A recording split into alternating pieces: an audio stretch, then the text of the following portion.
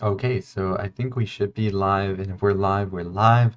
And let's talk about some Sundance 2024 films that we are looking forward to. We'll be covering most of the films we're able to watch, and so we're just going to take this time. This video will just be highlighting some of them, and I'll probably end up with some more. You can find more of those picks and all that movies that will be at Sundance on our website, www.culturalelixir.com.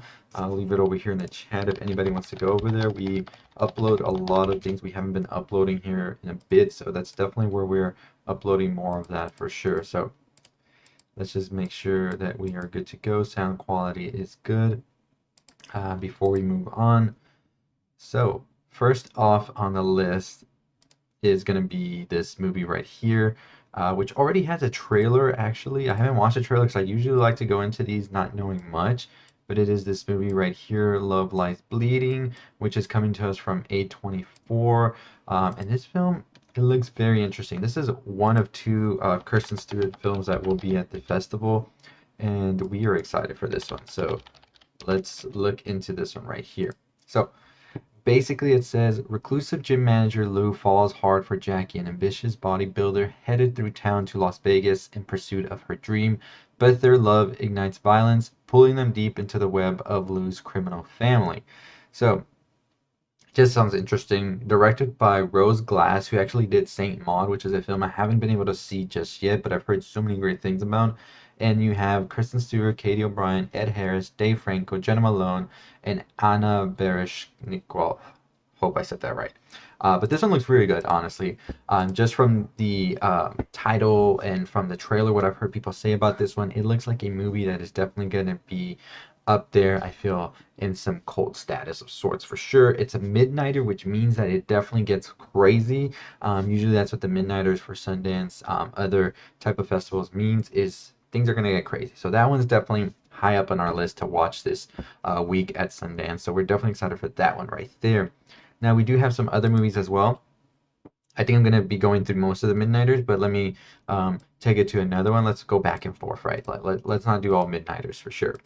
So this one's a movie with Sebastian Stan, and this movie caught my eye just from reading what it was about, and it sounds kind of timely with a lot of the things that are happening with technology and stuff to me. So this film is with Sebastian Stan right here, and it's one of the first films that we actually said, you know what, I want to watch that movie. And so this film is, let me just get my computer right. Okay, it's not wanting to move with me. Technical difficulties, always the thing, but we get through them. We get through them. That's always what we gotta do, right? So let's see if I'll be able to open up so I can read the directors and everybody involved in this because we want to give everybody their merit. A different man. Aspiring actor Edward undergoes a radical medical procedure to drastically transform his appearance, but his new dream face quickly turns into nightmare as he loses out on the role he was born to play and becomes obsessed with reclaiming what was lost. So this is directed by Aaron Schimberg. It says that they actually have had some other features as well. This is also starring Sebastian Stan, Renate Reinsve, and Adam Pearson. I hope I said that right as well. So this one looks interesting to me, and the way they make it sound out to be as well is kind of interesting as well. Where we have this, it kind of gives me some Vanilla Sky vibes, and if you see Vanilla Sky with Tom Cruise, you know what I'm talking about. But this is definitely one of those films that I think could definitely be great. We do have some interesting, like synopsis right here. I don't want to get too much into it. It says it has a haunting score, a psychological thriller, so a lot of it to be excited for sure. So definitely one of those movies that we're going to be anticipating for sure.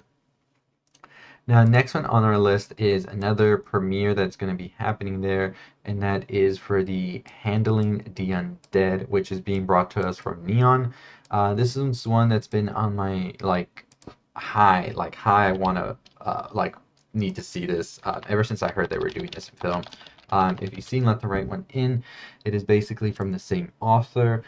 It says, on a hot summer day in Oslo, the newly dead awaken. Three families faced with loss try to figure out what this resurrection means and if their loved ones are really back. based on the book by John Ajvid Linkvist. So this is definitely one of those films that we've been anticipating so much as a fan of the book, as a fan of John's work, as well as the other movies that he has inspired from his writing. This is high up there. It is Swedish, I believe, and it is definitely one of those films that I am so anticipating, especially at the festival. This is directed by Thea Svistandal, who is a Norwegian director. They do have some other stuff they've worked on as well, and this will actually be their first feature film. So very excited for this one. A great, great story, honestly. I won't say much about it because it's definitely one I think that you should go into not knowing much, but I think that this one's going to get a lot of buzz. If they do it right, it's going to get a lot of buzz, so I'm excited for that. So let's move on ahead to another A24 film. A24 really showing out at Sundance, right? I saw the TV Glow. This is directed by the director of We're All Going to the World's Fair, and I'm excited for this one just because of the synopsis. I love Justice Smith as well. I think they are such a great actor, and I want to see more of Justice Smith in the future. And so I'm excited for. I saw the TV Glow. There's a Fred Durst is in this. If you've listened to Limp Bizkit, you definitely know Fred Durst. So I'm definitely curious to see how this is going to play out. But I saw that TV Glow is another one that's at the top of our list. The director of We're All Going to the World's Fair. I will say I wasn't the biggest fan of some people of that film, but I did enjoy what they were able to do. So we'll definitely see what happens when I saw the TV Glow, which is going to be at Sundance, another midnighter as well. Next up on the list, we have this film right here. Yes, your eyes are not deceiving you. That is indeed Ross. Now, David Schwimmer is in this film, which is one of the films that caught my eye just because a lot of these films, they always catch my eye just because of the picture here. Like, I'm like, what is going on in this picture? Right? Like, if you're looking at it, you're like, what is going on in this picture? And that's one of the reasons that this one went like at the top of my list. Like, oh, I gotta watch that for sure. So this film is part of the next category, which usually means that the film is pushing something, right? Like it's being innovative in a way, it's telling a story that's out there, things like that. That's just how I perceive it to be. So this says a middle-aged filmmaker on the verge of breakthrough, two kids in search of a lost backpack, a small dog a long way from home. This is the film Little Death. You have director Jack Bagert here, who has done some music videos in the past, so I'm expecting to see a lot of imagery here that is going to be pretty interesting. You have in the cast David Schwimmer, Gabby Hoffman, Dominic Fike, Talia Ryder, Jenna Malone in another film, Santivente Bergoglio as well. And this is just a film that I'm just so ready to see what's about to happen here, because I think that I like these films that really try to take this sort of like different approach, push things forward, and I think Little Death is going to be one of those for sure. So very excited for that one as well. Now, I think this might be the hottest film at Sundance for sure, especially just from what I see online. And yes, that is Pedro Pascal on your screen right there. This is Freaky Tales, and this one has definitely been one that I've been hearing so much buzz online. Everybody's been talking about it, trying to go to it, and all of that. And this one just sounds freaky. It sounds crazy. But let's get into Freaky Tales and what it entails. So I believe this is directed by the same people who did the Captain Marvel movie, and I think they had a movie at Sundance as well, Half Nelson, with Ryan Gosling. So it says in 1987, Oakland, a mysterious force guides the town's underdogs in four interconnected tales. Team punks defend their turf against Nazi skinheads, a rap duo battles for hip-hop immortality, a wary henchman gets a shot at redemption, and an NBA All-Star settles the score. Basically just another day in the Bay. I'm curious to see how this one's going to be. I see it says comedy, action, adventure. So, very interesting. Ryan Fleck, Anna Boden directing here, as well as screenwriting. And we have the principal cast that includes Pedro Pascal, Jay Ellis, Norman Corday Hamilton, Dominique Thorne, Ben Mendelsohn, Jeannie Jung-yu, Jack Champion, Angus Cloud, Keir Gilchrist. Sorry for saying that all wrong. But yeah, Freaky Tale sounds interesting to me. It sounds like a movie that's definitely anthology, but at the same time has interconnected stories, which is kind of something that I like in movies when they have that. So we'll see how this one plays out for sure, but it is definitely at the top of our list. And like I said, I've been hearing a lot of buzz for this one for sure. Now, another film that's very interesting for me is going to be this film, Presence. Now, this one sounds very interesting. It is a film about something's just not right.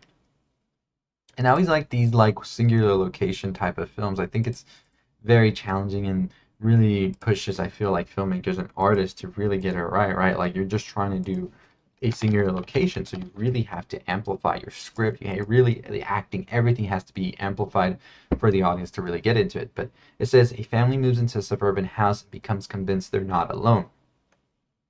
This is directed by Steven Soderbergh, and they actually had a film they presented. It wasn't their film, but they presented it, which was Divinity last year, which I enjoyed for what it did. It really made a very interesting and cool film, I would say.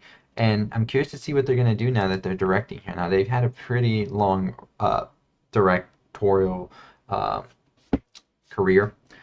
They did have several awards, Palme d'Or, things like that. So I'm excited to see what they want to do with this one, which is going to be Presence. So very, very excited for that one for sure.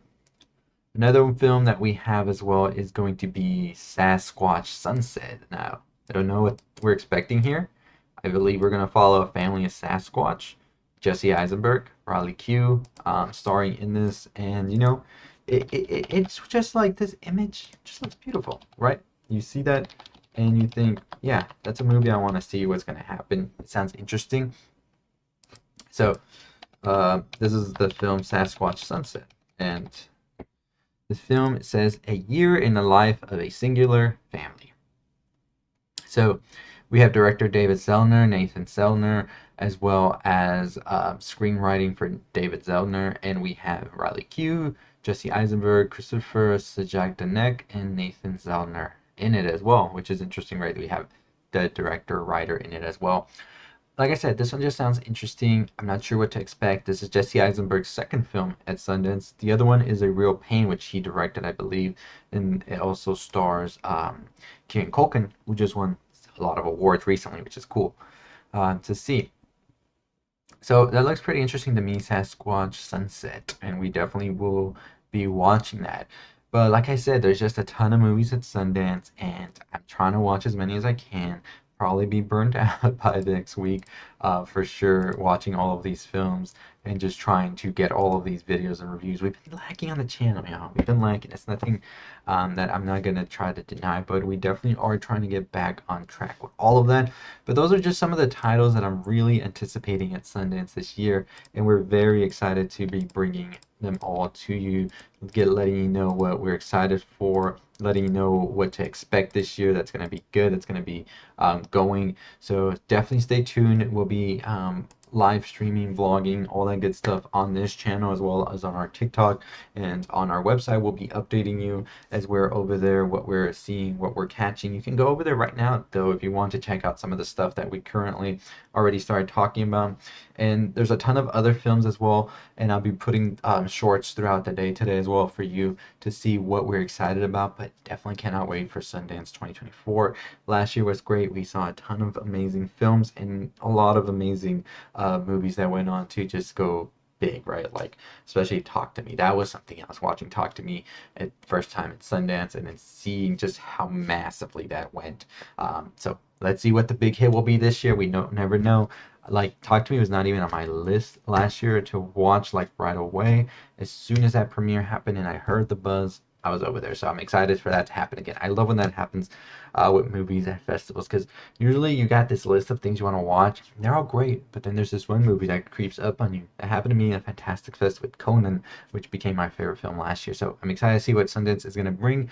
Let me know your thoughts and opinions. Follow us for more on our website, www.culturalelixir.com. You can follow us here on YouTube, on TikTok at Culture Elixir. And yeah, we got a ton of stuff coming, giveaways, all that good stuff. So stay tuned. But as always, that's going to do it for me. I'll see you next time. Stay safe.